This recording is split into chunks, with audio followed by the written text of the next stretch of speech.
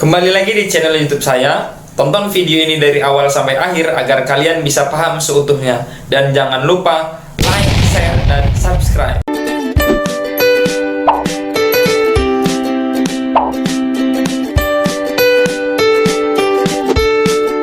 Assalamualaikum warahmatullahi wabarakatuh. Halo, apa kabar anak-anak semua? Mudah-mudahan kita semua dalam keadaan sehat walafiat, terhindar dari COVID-19. Tetap patuhi protokol kesehatan, jaga jarak atau social distancing, rajin mencuci tangan, serta pakai masker saat keluar rumah. Dan tetap semangat melaksanakan pembelajaran jarak jauh. Ya, materi yang akan saya sampaikan pada kesempatan ini yaitu mengenai kejadian peluang majemuk.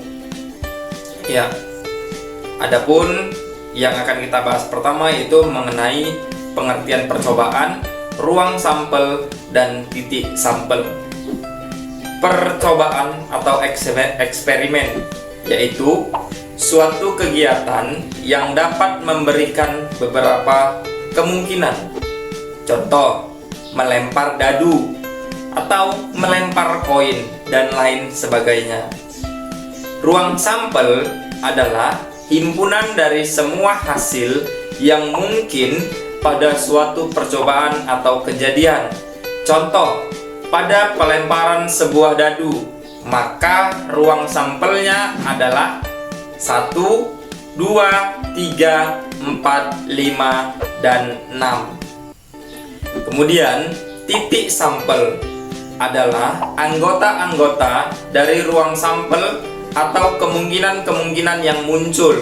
Contoh, pada pelemparan sebuah dadu, maka titik sampelnya 1, 2, 3, 4, 5, dan 6. Kemudian kejadian. Kejadian adalah himpunan bagian dari ruang sampel S dari suatu percobaan. Nah, ada dua. Kejadian sederhana atau elementer. Ada suatu kejadian yang hanya mampu memiliki satu titik sampel. Kemudian kejadian majemuk adalah suatu kejadian yang mempunyai titik sampel lebih dari satu. Nah, selanjutnya kita menyusun anggota ruang sampel. Di sini ada gambar koin dan ada gambar dadu. Nah, menyusun anggota ruang sampel bisa digunakan dengan mendatar.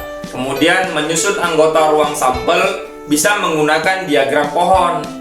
Nah, menyusun anggota ruang sampel bisa juga dengan menggunakan tabel. Jika kita melempar 2 dadu sekaligus, maka pada masing-masing dadu akan ada 6 kemungkinan kejadian yang muncul, yaitu mata dadu 1, 2, 3, 4, 5, dan 6. Nah, jika kita susun dalam sebuah tabel, maka didapatkan hasilnya sebagai berikut. Ya, kalau pada bagian dadu yang pertama ada 1, 2, 3, 4, 5, 6. Dadu yang kedua ada 1, 2, 3, 4, 5, 6. Ketika dilempar secara bersamaan, kemungkinan yang pertama terjadi bisa saja muncul mata dadu 1 dan mata dadu 1. Kemungkinan kedua yang terjadi bisa muncul yaitu mata dadu 1 dengan mata dadu 2. Kemungkinan yang ketiga yaitu bisa muncul mata dadu 1 dan bisa muncul mata dadu 3. Sampai dengan bisa muncul mata dadu 6 dan mata dadu 6 pada dadu kedua. Jadi totalnya di sini ada 36. Kita masuk ke peluang klasik. Peluang klasik adalah peluang pertama yang dipelajari oleh para matematikawan di abad ke-17 dan 18. Semua kejadian yang akan terjadi ditentukan melalui ruang sampel. Nah, pada peluang jenis ini, semua kejadian diasumsikan memiliki peluang yang sama untuk terjadi. Misalnya, kamu mengambil satu kartu bridge. Ya, masing-masing kartu bridge yang kamu ambil memiliki peluang yang sama, yaitu 1/52. Ya, jumlah kartu bridge kan ada 52.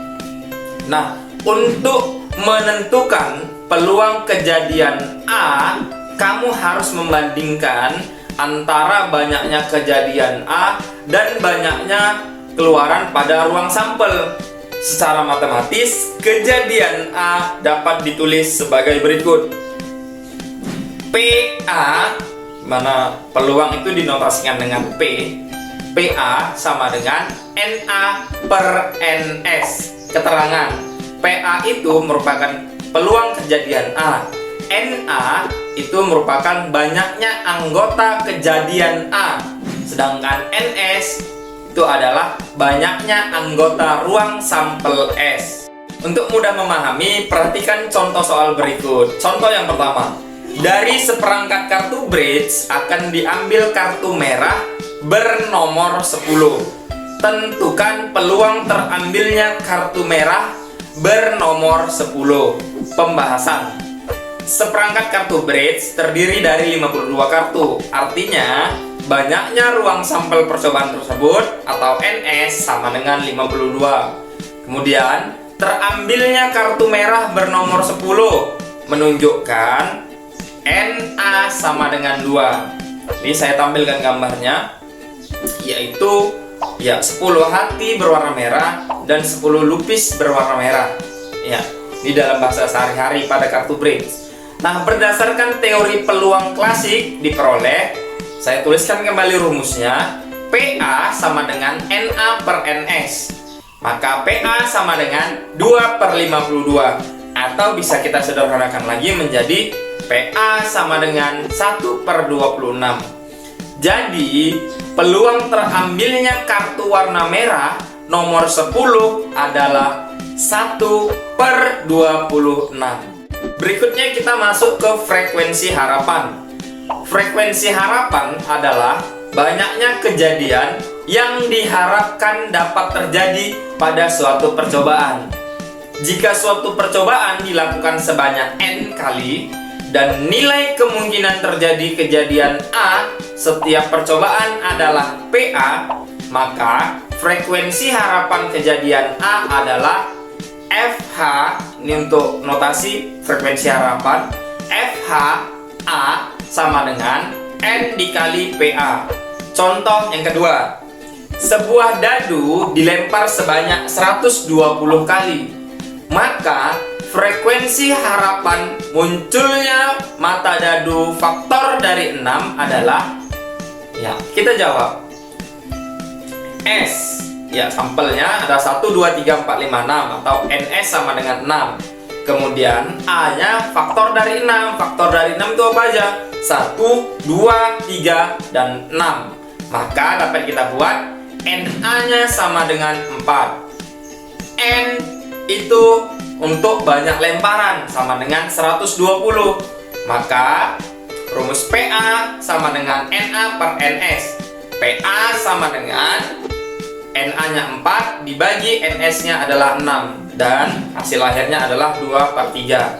Sehingga frekuensi harapan muncul faktor dari 6 adalah, kita ambil dulu rumusnya, FHA sama dengan N dikali PA. Maka FHA sama dengan 120 dikali 2 per 3 untuk nilai PA-nya. Sehingga FHA sama dengan 80 kali. Ya, itu tadi sedikit materi mengenai peluang kejadian majemuk. Di antaranya yaitu ada peluang klasik dan frekuensi harapan. Mudah-mudahan dapat dipahami. Di sini saya ada latihan 2 soal. Bisa anak-anak semua kerjakan di aplikasi Psikologi. Tetap tanamkan karakter disiplin, percaya diri, berpikir kritis, teliti, pantang menyerah, dan jujur. Ingat, belajar bukan hanya sekedar membaca, tetapi juga memahami. Demikian, saya akhiri.